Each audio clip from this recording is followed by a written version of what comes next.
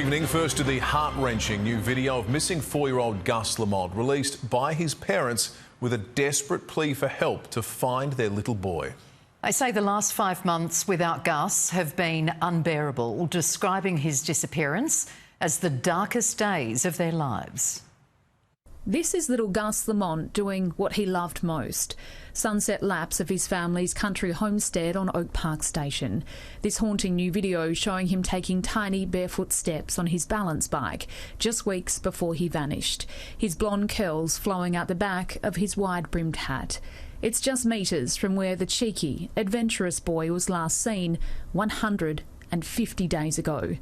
His parents today laying their heart-wrenching pain bare publicly for the first time, saying it's been their darkest days.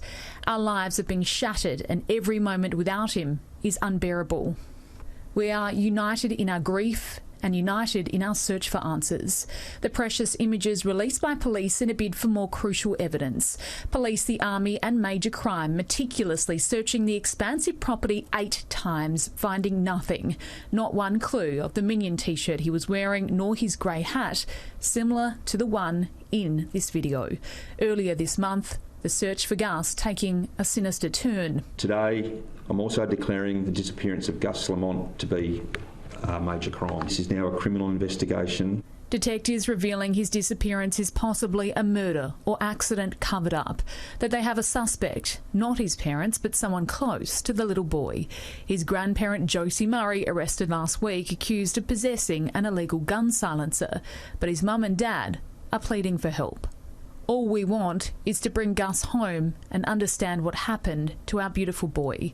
We know someone out there may have information. We are pleading with that person to please come forward, desperately wanting the baffling and heartbreaking case that's captured the hearts of the nation solved. Hannah Ford, 7 News. And police reporter Hannah Ford joins us now in the studio. And Hannah, you've been covering this case from the very beginning. Police say they will be back. That's right, Will. They are adamant the search for little Gus is far from over.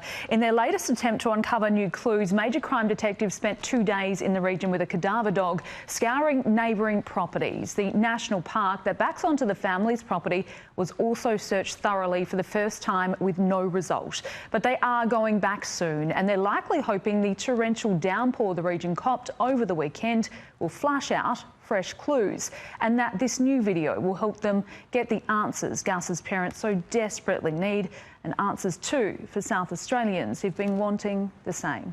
Will. All right, thank you, Hannah. The owners of an Adelaide barber shop have vowed to rebuild after a brazen arson attack caught on camera. 3 men were lucky to escape serious injury as they torched the business at Ridgehaven, with police investigating links to another blaze. 3 masked and hooded figures ignite accelerant. The Hancock Road barbershop Solace erupting into a fireball within seconds. Wow. It just exploded. I'm surprised the guys, they didn't hurt themselves because it was a massive explosion. It was terrible. MFS crews arriving just after 2 a.m, quickly containing the fire, a close shave for nearby businesses. The blaze was very intense, as you can see by the damage behind me. At first light, owner Jamal Ward and his father Chris returned to a devastating scene. And they're not going to be intimidated by thuggery or just some stupid act to try to squash someone else's success. That's just ridiculous. The 20-year-old only opened the shop 5 months ago. There's nothing salvageable at all, to be honest, so we're going to have to start from square one again. But Jamal isn't letting the arsonist win. He was back at the front of the burnt-out shop cutting hair, proving this business is not going up in smoke. Send a message that, it doesn't matter how low you can get, you can always get back up. I would urge everyone to come out and support in any way possible at all. Police believe the attack is linked to another suspicious fire at Thorngate 45 minutes later. The homeowner extinguished that blaze, police recovering multiple jerry cans. I'm pretty surprised. It's usually safe around here. Police are urging anyone with information on either blaze to contact them immediately. Jonathan Edwards, 7 News. Now to the senior South Australian police officer who's been ordered to stand trial on serious domestic violence and corruption charges. Let's go live to Deanna Williams. Dee, he fronted court today with a new partner. He did, Will. They arrived holding hands alongside a small group of supporters. In his role, Mark Orford isn't used to being in the dock, but today he stood and responded with an emphatic not guilty to allegations he assaulted his former partner. Orford will stand trial. Mr. Orford, you're going to trial. Can you tell us what happened? Are you going to stand by Mr. Orford? Orford will stand trial on 3 counts of aggravated assault at Prospect between May 2006 and January 2010. He's also accused of improperly using information he gained as a police officer to cause injury or detriment to another person. The 53-year-old, who was based at Port Adelaide, is a veteran of the force, having served with the Major Crash Investigation Section. He was arrested by detectives from the Anti-Corruption Section following a lengthy investigation. Orford's been suspended with pay and he'll front the District Court in April when a trial date will be set. Will. Thank you, Dee. Labor has continued its housing cash splash today, promising bond relief for renters if it wins next month's election. But the spotlight fell on a not-so-private meeting between senior Liberal and One Nation figures, fuelling speculation over a preferences deal. With peanut butter ready, the Premier worked the room, starting with the household's four-legged voter. So when you do press conferences with pets and children, you always get anxious. That went exceedingly well. Hoping renters are just as easily won over. Labor promising to splash $3.6 million to let tenants move house without having to cough up a second bond while waiting for their first one to come back. It makes it easier for a renter to be able to make that transition and hopefully continue their journey to build up a home deposit. A beer between the Libs' Alex Antic and One Nation's Corey Bernardi stealing the spotlight. Oh, look, they're friends. Maybe so, but the meeting's fueling fresh speculation. Is the Conservative senator edging closer to a One Nation move, or is a preference deal on the table? The Liberal Party, of course, are captured by fear at this point in time. You know, they're trying to cobble together whatever they can to stay in the game. The Libs confirming One Nation won't sit last on its preference card. We want to see as many centre-right candidates elected, but there's been no decision that's been made.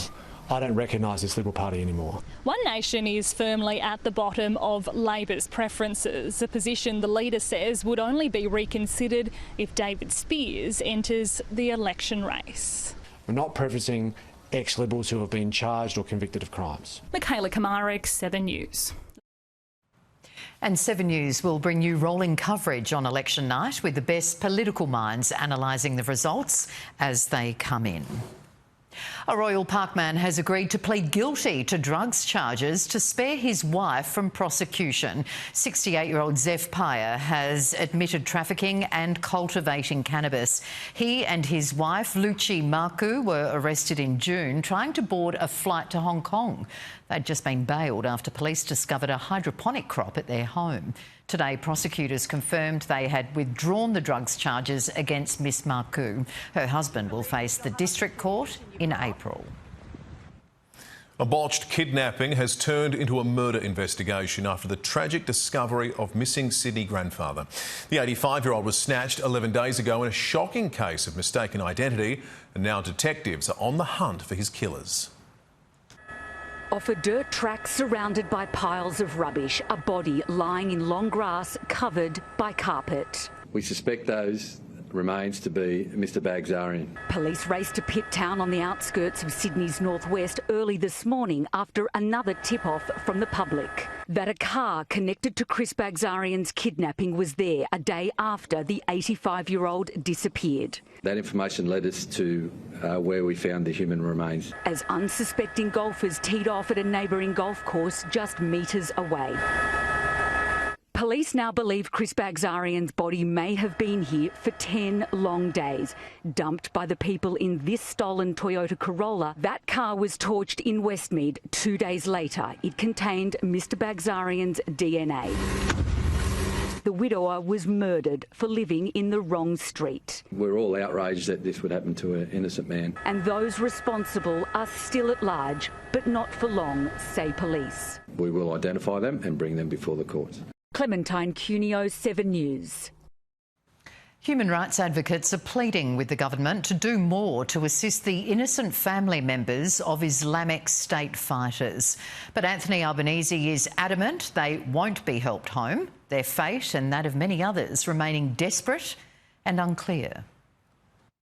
Yusuf Zahab left Sydney's Bankstown for Syria as a 12-year-old, thinking it was a family holiday.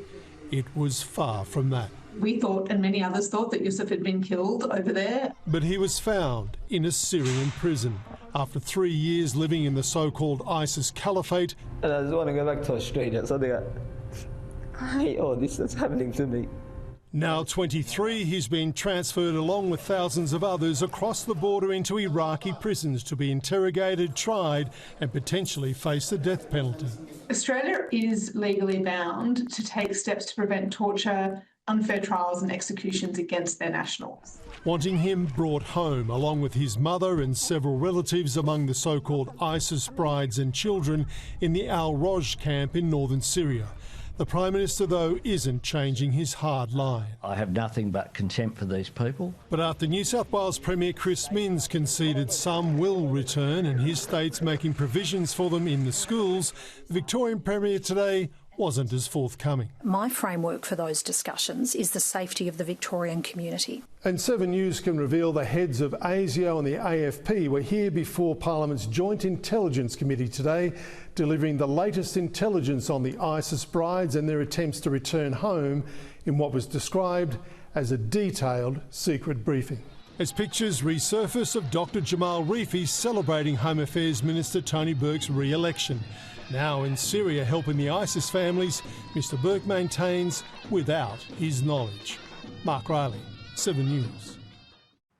Another high-profile friend of sex offender Jeffrey Epstein has been arrested, this time in London. The police investigation broadening as pressure mounts for the former Prince Andrew to be dropped from the royal line of succession. New Zealand joining Australia in calling for his removal. Day 5 of a clearly exhaustive search of Royal Lodge. 30 rooms, 3 levels for police to scour, looking for signs of criminality by its former resident, as this former prince faces another royal humiliation. The government is looking at options in relation to succession. The ex-duke is currently 8th in line to the throne. His chances of becoming king slim, but very real. Anthony Albanese writing to London, "My government would agree to any proposal to remove him from the line of royal succession." He's been denied his title of prince. That's been removed. But it's about time as well that we removed him from the line of succession. All 15 realm nations where Charles is king would have to agree. More are falling into line. Should the UK government decide they want to remove him from the line of succession, that's something we would support. Arrested last week for questioning, released but still under investigation and the threat of being charged, Andrew is accused of leaking confidential documents to Jeffrey Epstein. The late Queen's favourite son's long fall from grace is gathering speed.